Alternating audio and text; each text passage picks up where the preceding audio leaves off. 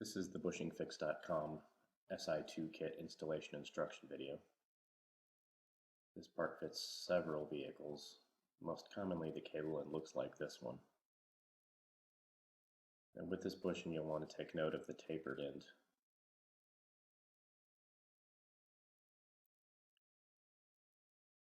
And you'll want the taper pointing away from the transmission pin. That's to say it'll sit in there kind of like that.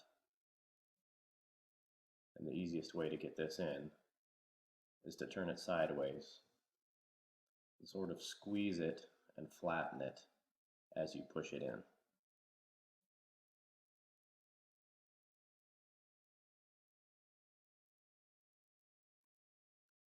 And after you get it in there, you can rotate it. Now, there's a tool included in the kit, but you'll also want to use a pocket screwdriver.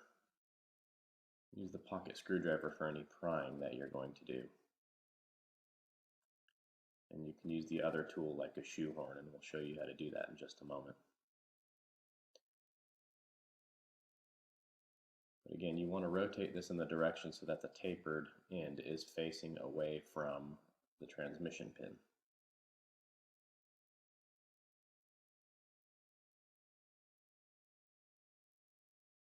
And this is the installation tool, and this one might look a little beat up because we are longevity testing it. But you can put it in and rotate it around. You don't want to pry with it, but you can rotate it around to use it sort of like a shoehorn. And you can use it on both sides to sort of get the lip of the bushing on each side centered to where you want it.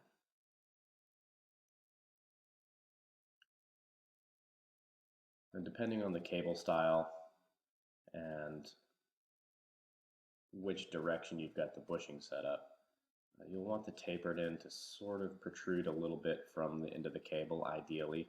It doesn't have to be quite like that. We'll show you a picture at the end of the video. But if you get it close and you get it pretty well centered, everything will work fine.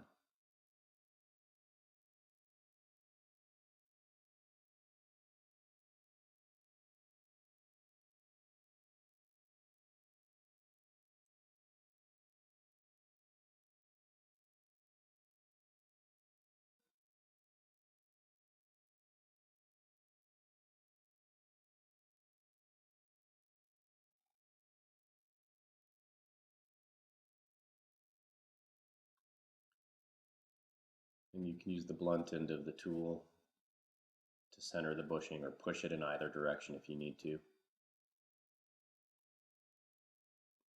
And once you've got it most of the way centered, you can also use the transmission pin a little bit to sort of push it into place. The transmission pin kind of makes a convenient tool.